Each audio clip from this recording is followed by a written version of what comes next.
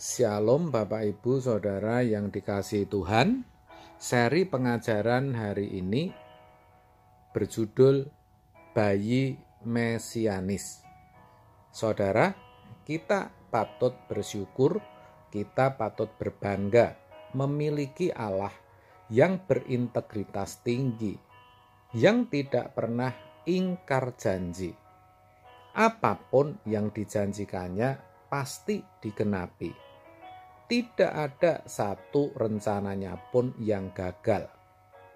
Dalam Yesaya 9 ayat 6 dikatakan, sebab seorang anak telah lahir untuk kita, seorang putra telah diberikan untuk kita.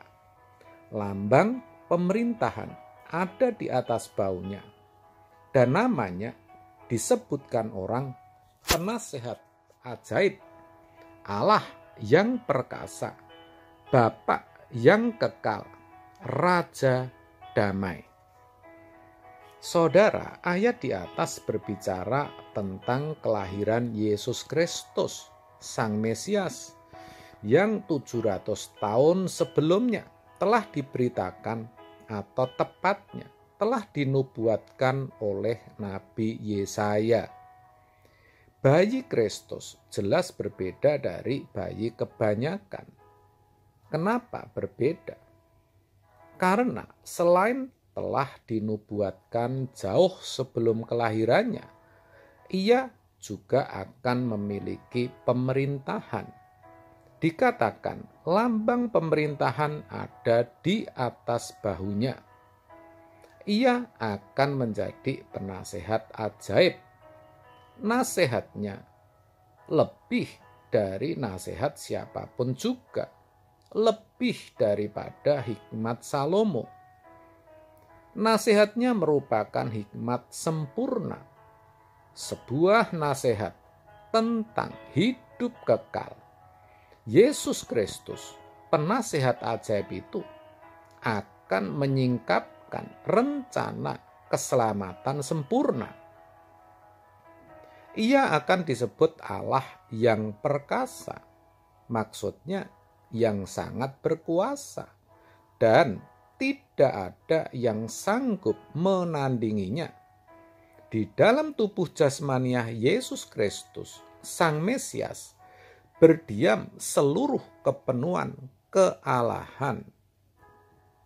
Dalam Kolose 2 ayat 9 dituliskan demikian, sebab dalam dialah berdiam secara jasmaniah seluruh kepenuhan kealahan. Ia juga Bapa yang kekal. Artinya bukan saja Bapa yang memelihara hidup manusia di bumi, layaknya orang tua yang memelihara anak-anaknya, tetapi juga Bapa di kekekalan. Kedatangan Yesus ke dunia ini bukan hanya untuk memperkenalkan Bapa surgawi, tetapi ia sendiri, Yesus Kristus, akan bertindak sebagai Bapa yang kekal bagi orang yang percaya kepadanya. Dia menyatakan kasih-Nya dengan melindungi dan menyediakan apa yang dibutuhkan oleh anak-anaknya, yaitu setiap orang percaya. Mazmur 103 ayat 13 dituliskan demikian, seperti Bapa sayang kepada anak-anaknya, demikian Tuhan sayang kepada orang-orang yang takut akan Dia. Ia adalah Raja damai. Melalui pemerintahannya, Tuhan Yesus akan membawa damai atau pendamaian dengan Allah bagi umat manusia melalui pembebasan dari dosa, yaitu kematiannya. Saudara, kelahirannya bertujuan untuk membawa kita berdamai dengan Allah. Pendamaian dengan Allah itu ia kerjakan melalui kematiannya di kayu salib untuk membayar hutang dosa kita secara penuh, sehingga hubungan kita dengan Tuhan dipulihkan. Kalau dikatakan sebagai pembawa damai atau Dia yang adalah Raja Damai, bukan hanya berbicara tentang hidup yang tenang di bumi ini, tetapi berdamai dengan Allah. Itu artinya sementara kita berada di bumi ini, kita masih akan juga mengalami kesulitan, bahkan penganiayaan. Semuanya itu kukatakan kepadamu supaya kamu beroleh damai sejahtera dalam Aku.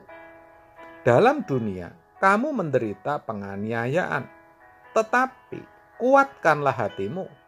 Aku telah mengalahkan dunia. Yohanes 16 ayat 33. Itulah sebabnya saya katakan bayi Kristus sebagai bayi mesianis. Karena sesungguhnya Dia adalah Sang Mesias yang akan membebaskan manusia dari dosa, yang akan menyelamatkan manusia dari kegelapan dunia, dan yang akan memimpin kepada terangnya yang ajaib, yang akan membawa semua orang yang percaya kepada hidup yang kekal. Saudara, bayi mesianis itu sudah benar-benar datang sekitar 2000 tahun yang lalu, di mana kedatangannya saat ini sedang kita peringati dan diperingati oleh semua orang di seluruh dunia. Pertanyaannya, setelah kita mengerti bahwa Sang Mesias, Sang Juru Selamat itu telah datang, bagaimana sikap hidup kita, saudara? Nah, di sini harus jujur diakui bahwa sesungguhnya masih banyak orang Kristen yang belum benar-benar mau memberi diri diselamatkan. Ini sungguh ironi dan disayangkan. Dan hal itu terlihat dari hidup mereka. Kebanyakan hidupnya masih suka-suka dan semau gue.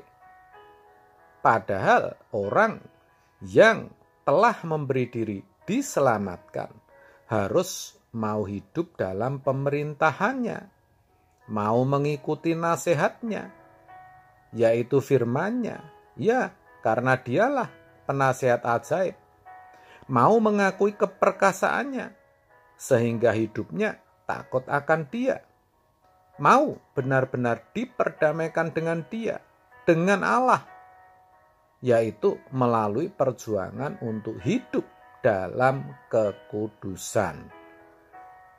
Pertanyaannya, apakah saudara sudah benar-benar mengakui, percaya, dan menerima bayi mesianis itu, yaitu Kristus Yesus, Tuhan kita? Saudara sendiri yang tahu jawabannya. Yang pasti, saya percaya melalui kebenaran ini, hidup saudara diubahkan. Amin. Tuhan Yesus memberkati.